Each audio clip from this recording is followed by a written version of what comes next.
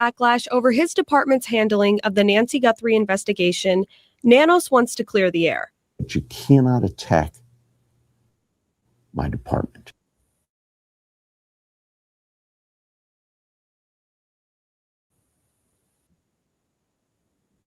Attack the sheriff. I hear it perfectly, but sometimes I can hear it and it doesn't go through. So yeah, it's saying you cannot attack my department. Let's just watch that from the beginning again. I'm trying to check if you can hear it. If anybody's can let me know. Can you hear it okay? The Pima County Sheriff goes one-on-one with News 4 Tucson, defending his homicide investigators on the Nancy Guthrie case after questions surface about their experience level. News 4 Tucson's Cassie Scott explains live from the Pima County Sheriff's Department. Cassie.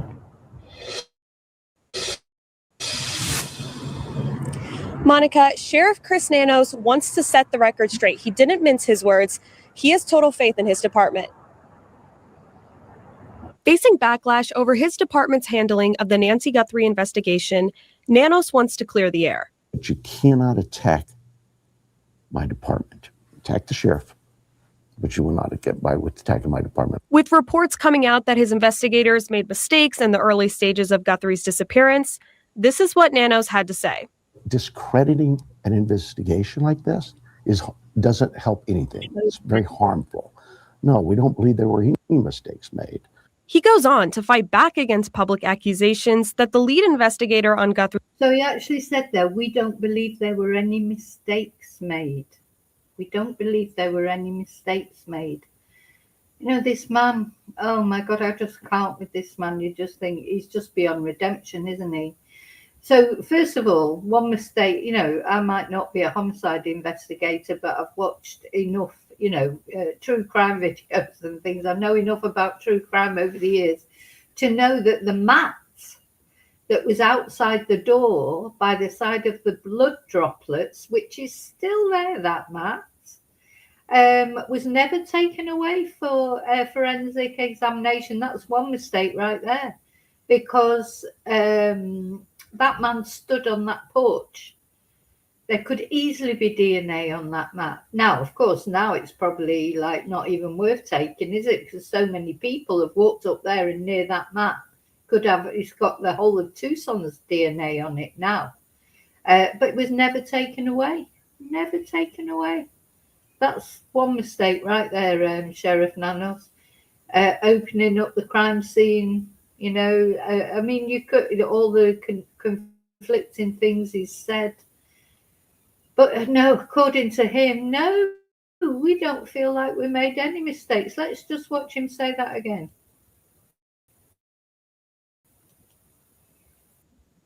No, we don't believe there were any mistakes made. He goes on to fight back against public accusations that the lead investigator on Guthrie's case has never investigated a homicide. The sergeant's been the supervisor of homicide for over 2 years. And in that time, he solved some pretty significant, very high-profile cases for this area. The Reddington homicide, the Goodwill homicide. And they solved those within days. As for the recent reports that he should step down from... So this was a claim made by Brian Entin on his podcast, that he said his source had told him that the homicide investigator, the supervisor on this case, had never investigated a homicide. Well, you know, Nanos is coming back on that and saying, yes, he was involved in these other homicides that were solved within a couple of days, you know. So what the truth is there, I don't know. I suppose it'd be easy to verify who, you know, by someone. But anyway, that to me, that's not the thing. I mean, the trouble is, you know, as far as Brian Entin's concerned, with the best will in the world, he's got a source telling him that. But yeah, we have no guarantee that the source is telling the truth. And of course, he can't reveal his sources. So, but I still think it'd be easy enough to verify if the man was an experienced homicide investigator or not. He says he's been there for 2 years. So who's telling the truth? I mean, the problem is now with Nanos, we don't believe anything he says anyway. for being our sheriff. For 50 years, every sheriff here has had that. I can't listen to that. That's white noise. And reminds Tucson that there is more than one union that represents Pima County. Now, I believe that, he said, oh, every sheriff gets that, like the criticism that he's had, every sheriff gets that. And they do. Obviously, they do, especially when it's more of a political appointment like this one seems to be. He was voted in, wasn't he? It's not he wasn't appointed. So, he's a Democrat and perhaps the Republicans are not going to like him, and it would be the other way around if it would have been a Republican sheriff that was voted in. The problem with Nanos is nobody else is defending him. Nobody else has sat there and said, oh no, Sheriff Nanos, he's a brilliant sheriff. The only person who defends Sheriff Nanos is him. Where's the sources talking to the podcasters who are defending him and saying what a brilliant sheriff he is? That doesn't seem to be happening, does it? Sheriff deputies, and they aren't all against him. That one organization is 1 out of 5. They represent less than 20% of the department. Meanwhile, he says he will continue to protect his team when it comes to their work. So what he's referring to there is one of the unions. He's saying there are 5 different organizations in the Pima County Sheriff's Department, and it's only one organization that came out and had this unanimous vote of no confidence in him. And maybe that's true, but then where are the people coming to defend him? That's the only thing I say, right, come on then, let's have these sheriffs even anonymously speaking out and saying, no, he's a brilliant sheriff. We love him. We don't want him to be replaced. On the Guthrie investigation. I'm not going to stand for it. These people work hard every day to keep our community safe. Not only did the sheriff talk about the pride he has in his team, but he also went in depth on the disappearance into Nancy Guthrie and the impact that false reports have had on him and his team. We're going to have those stories next week. For now, we're live at the Pima County Sheriff's Department. I'm Cassie Scott, News 4 Tucson. All right, Cassie, with that live report. And for our... So they've, there's more to come from that interview, but the basic things in the interview, and they're going to release them next week, they say. So they're stringing it out because they know that people will be watching this. So basically, the things that Nanos said was he won't stand for criticism of his department, which is fair enough, but, nobody's criticising the department. Everyone's criticising him. He said he doesn't think they did anything wrong. It's just even saying it out loud, I want to laugh. He didn't do anything wrong, and he says that the homicide supervisor, who a source on Brian Ensign's podcast said had never investigated a homicide before, in fact had been there for 2 years and had been involved in many homicides, which were solved within days. That's basically more or less, isn't it, what he said. So there you go, make what you want of it. I just think he's not getting it, that he's the one who's being criticised. Him, not the department in general. I think most people realise that, these police departments in general work hard, and they'll be working hard on this case. They'll be keen to solve this case, not only just because it's an elderly lady who's gone missing and she'll remind them all of their mum, their grandma or whatever, but because they will feel embarrassed about the attention, the negative attention. Their department that's probably never even been heard of before. I'd certainly never heard of Pima County before. Now it's receiving all this attention, but it's unwelcome attention. It makes them look like amateurs, doesn't it? So that's what Nanos had to say. What we're going to look at now, just going to put some windows down, because there's some windows I don't need. So I'm going to look now at Savannah's I'm saying Christmas. I've got Christmas in my head. Oh my God, don't talk about Christmas. Savannah's Easter message. So I got this off X, an X account that I follow, Nerdy Addicts. I would recommend, if you like true crime, I would recommend following Nerdy if you're on X. But he has got a YouTube channel as well. He's actually in Arizona at the moment, taking some very interesting footage. I might show a bit if I've got time after we've watched this. This is quite, she's made quite a long message. It's 7 minutes. I think it's a very sweet message, a very touching message, but of course you'll let me know what you think. And, she will be going through a bit of a crisis of faith at the moment, I would imagine. But anyway, I'll play it and you can make your mind. I'm just going to let it play. Good morning, everybody. Happy Easter. And Easter is happy. It is flowers and pastels and baby bunnies. It is sunshine and joy and hope. It is rebirth and second chances and new life. The most important day of the year for all of us who believe, even more than Christ's birth, more than his death, his resurrection, his second birth into a permanent life. That is what is most crucial to us. His revival and resurrection day, the promise of a new life that never ends in death. But standing here today, I have to tell you, of a new life, there are moments in which that promise seems irretrievably far away, when life itself seems far harder than death.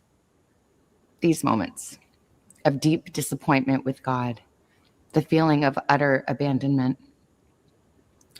For most of us, there will come a time in our life when these feelings hold sway. In our tradition, we are taught to take comfort in the fact that our friend, Jesus, in his short life, experienced every single emotional form of humanity, made him not a distant observer to our pain, but a hands-on experiencer of it. Recently, though, in my own season of trial, I have wondered, I have questioned whether Jesus really ever experienced this particular wound that I feel, this grievous and uniquely cruel injury of not knowing, of uncertainty and confusion and answers withheld. In those darkest moments, I have thought bitterly and perhaps irreverently that I have stumbled upon a feeling that Jesus did not know. After all, destiny that he had been sent to die to ultimately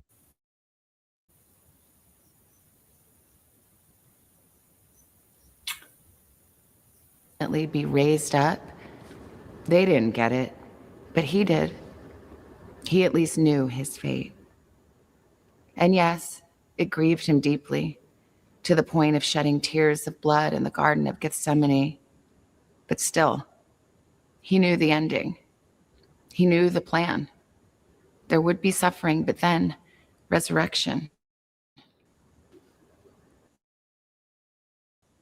And so I thought, he never suffered this excruciating not knowing. Think such thoughts, to challenge our God with questions. God does not ask us to be stoics with standards of pain, with Zen-like remove, or shallow sloganeering about the hard battle God gives to his toughest soldiers. Our questions to God, our wrestling with God, this is his opportunity. For through our authenticity and vulnerability comes a portal of revelation, the imparting of truth and wisdom. And so it went for me, this portal opening as I stared at yet another incongruently luminous desert sunset amidst my spirit's utter darkness. Suddenly I remembered the grave. I remembered 3 days in the grave. No one talks much about that. We focus mostly on Easter. Of course we do. we cut to the happy ending and the joy of Sunday morning. And yes, we do observe the Friday before, the agony of crucifixion. We mourn by candlelight that cried out, my God, why have you forsaken me? That is the anguished cry of someone who does not know the answers. Where did his soul and his spirit go in those days in between? And what was he thinking? Years in the grave, does his agony seem indefinite to him? That torment of uncertainty, the way indefinite pain can feel eternal? Perhaps he did know this feeling after all. As humans living on this earth now, we are all suspended in that moment of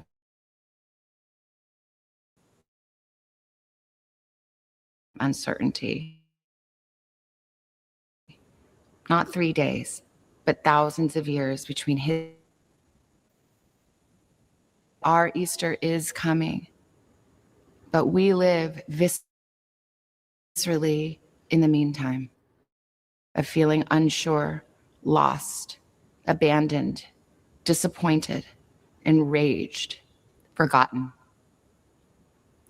Our comfort is that our God has felt those feelings and that he promises, if not immediate answers, his sweet presence. He promises closeness to the brokenhearted.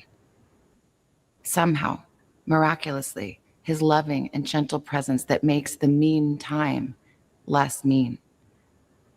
Perhaps this is too dark a message to share on Easter morning.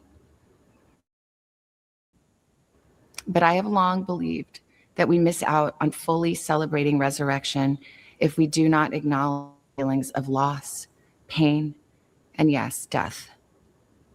It is the darkness that makes this morning's light so magnificent, so blindingly beautiful.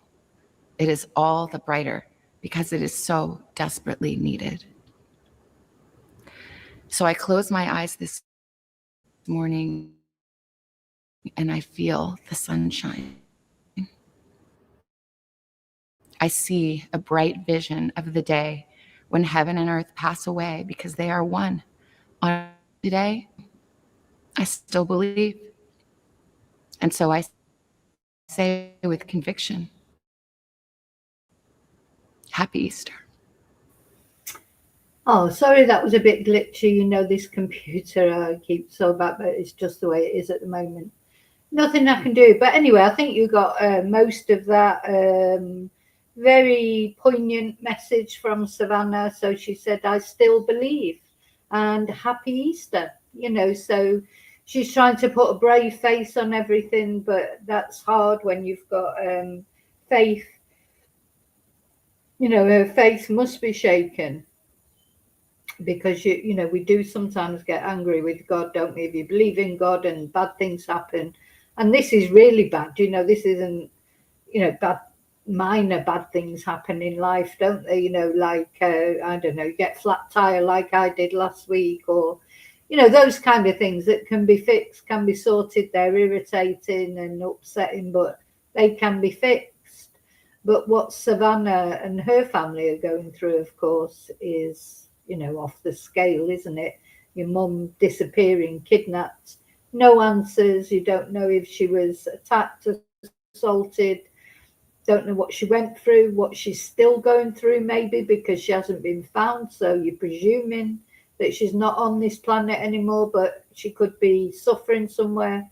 I just, you know, it just must be unbearable.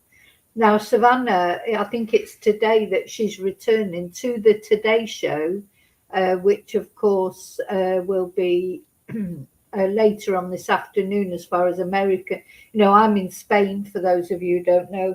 So American time, it's round about 4:00 in the afternoon, morning here in Spain, in America, if that makes sense. and I think today is the day she returns to the Today Show. So not sure, it'll be difficult, but she has to work. You think, I think until you go through these kind of things, there does come a time where you just have to. Savannah has got a family, young children. You have to carry on for them, even though you don't feel like it. You just don't really have a choice. And she'll have a lifestyle that she needs to upkeep.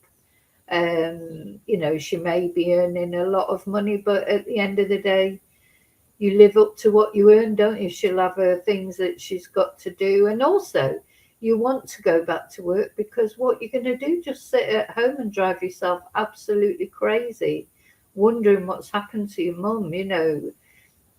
It's a form of healing as well to go to work. Now, of course, unfortunately for Savannah, her work is very public, or fortunately, whichever way you look at it.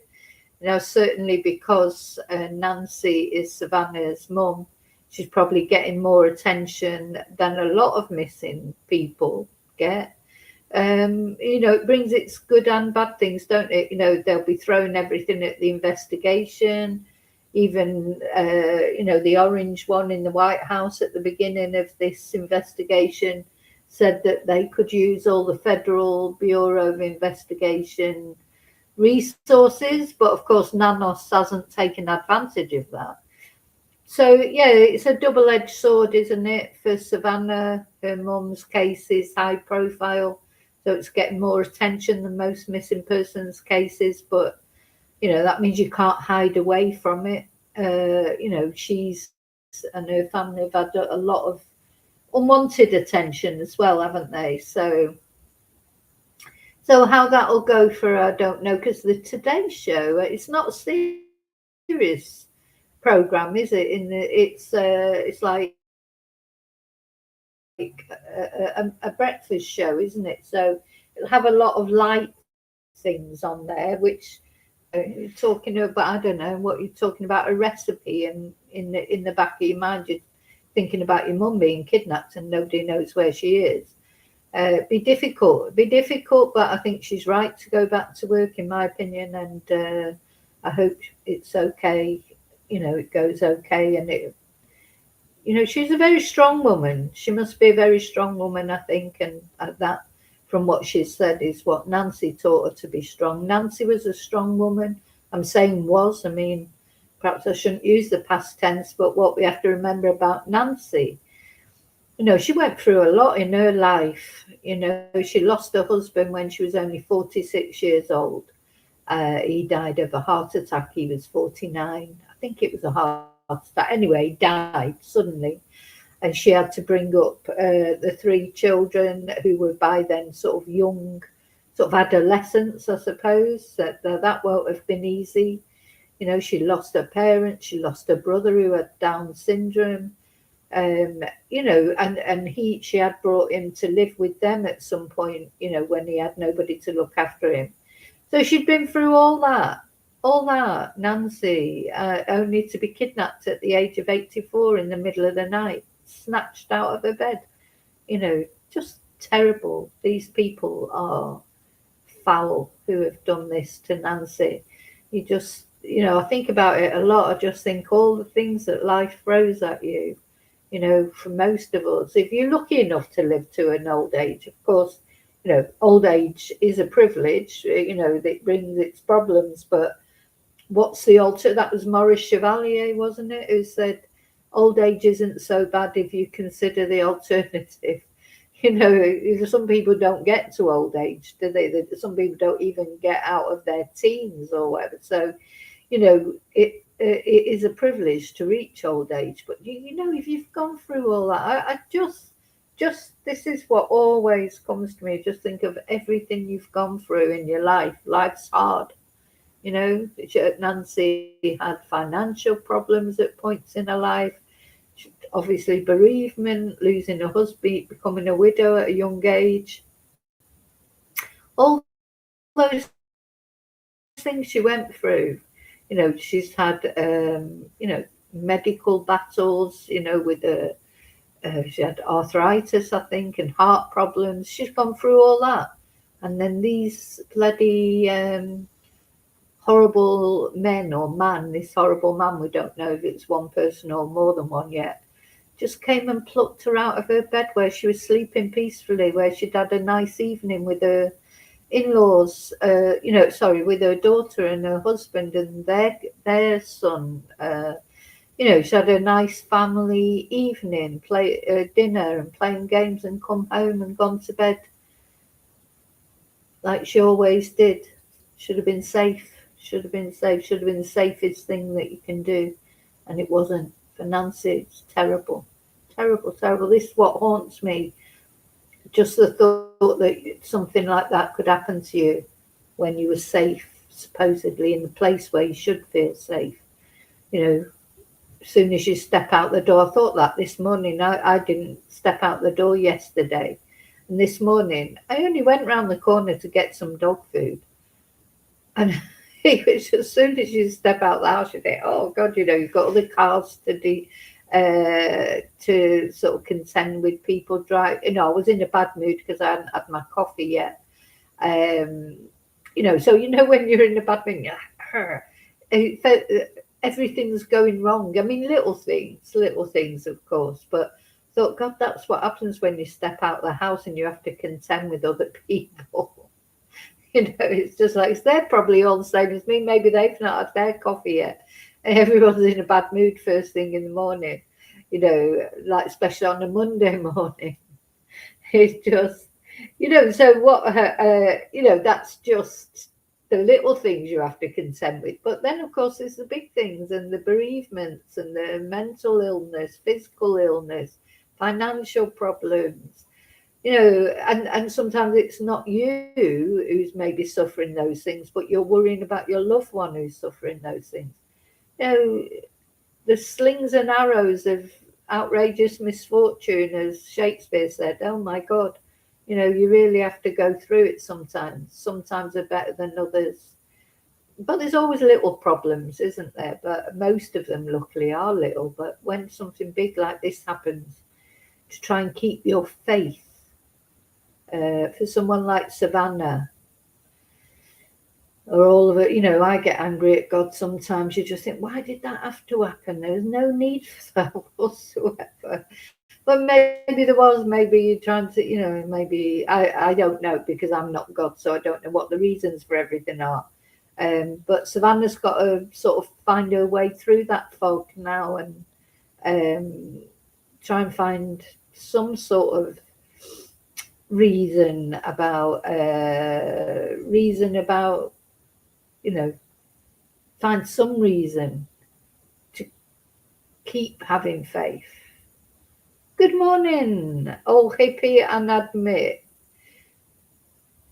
I didn't get that feeling, admit, that it was all about her at all. I got the feeling it was all about faith. Now, the other thing, though, we do have to remember about Savannah is she is a journalist. She is a journalist. That's part of her psyche. That's part of who she is. She's been a journalist for years. So she comes at things from a different way than somebody who is not in the public eye. Do you understand what I'm saying? So she's practiced in being in the public eye. So everything she does is a little bit different from what somebody who's not in the public eye might be like. She's conscious that people are watching her, and she's careful with what she says, and whereas I think somebody who wasn't a journalist or wasn't on the telly or whatever, they would be more raw maybe with what they were saying, and I do think there is that. But I didn't get the feeling it was all about her. But in a way, it is all about her, because it's her trying to deal with what she's going through. So, she's got to try and get through every day, hasn't she? So, I don't envy her that. I mean, you're trying to get through every day, and this is her way of getting through every day, I suppose. And her faith will have been challenged, and this is her way of trying to get back on track. because she's got a family to get back on track for. So, yeah, you know, it you there. Oh, sorry, it's buffering. I definitely agree. I can't believe that it's not been solved. I cannot. On later, if you've seen the interview with Sheriff Nanos, I showed that as well. It might be worth rewinding to have a look at that.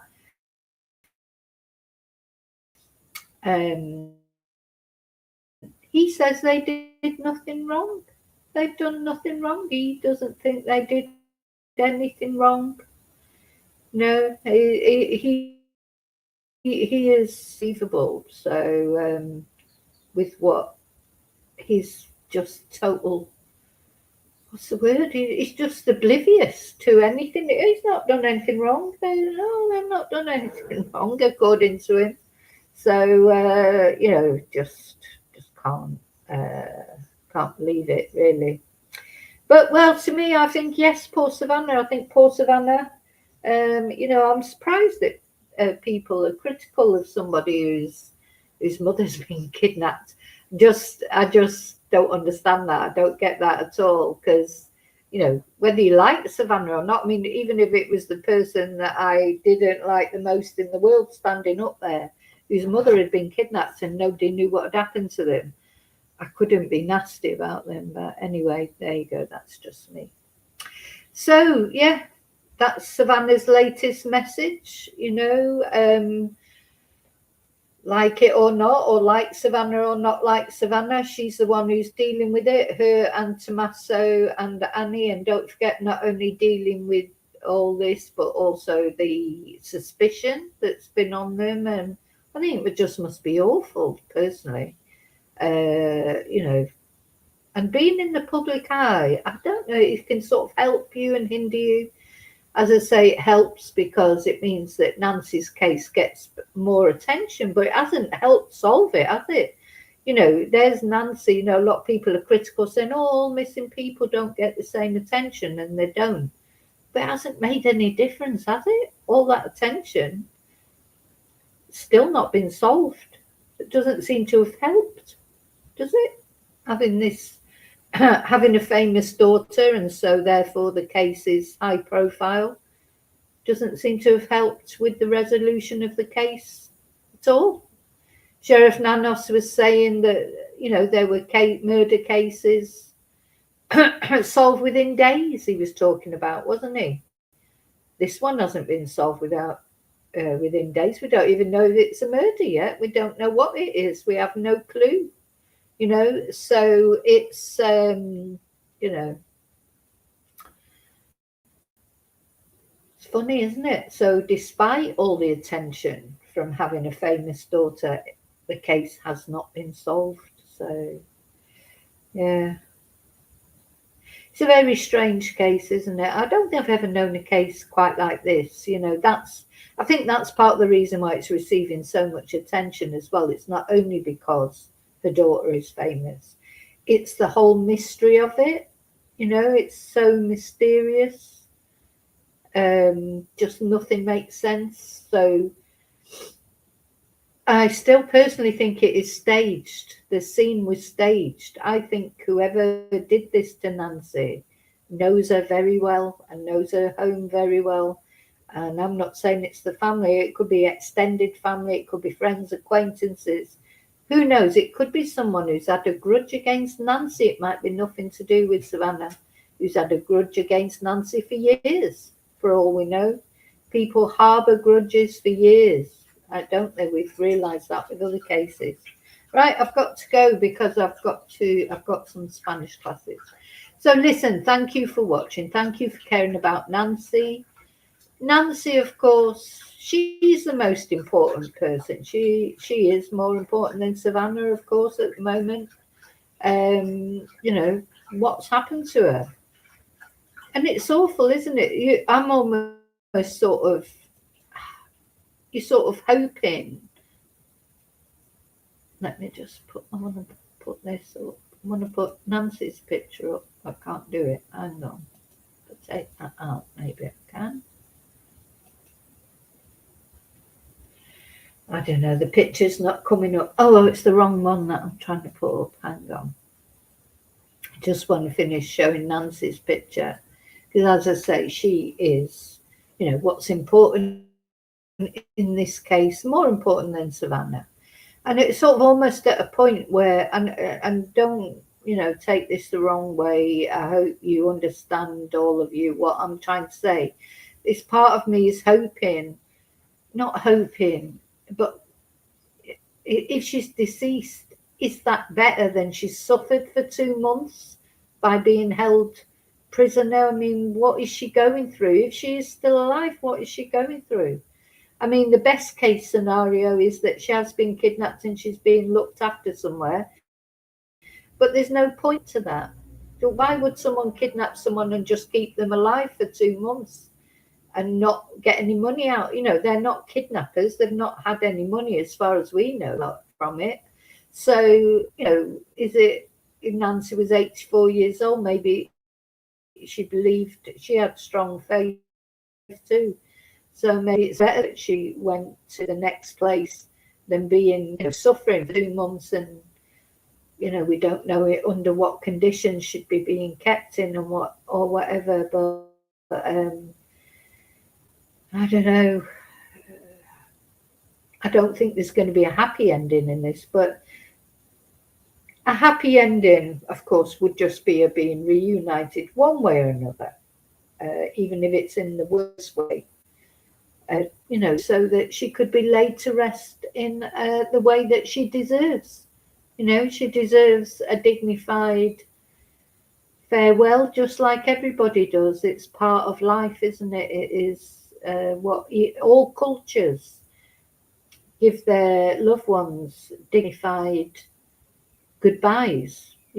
From centuries ago, dignified goodbyes. Where is she? She'd just been tossed somewhere, like her body or whatever. That's the horrible thought, isn't it? Anyway. So yeah, thank you for watching. Thank you for caring about Nancy. I will see you, as always, really soon in the next video. And until then, may your God go with you. Thank you. Bye.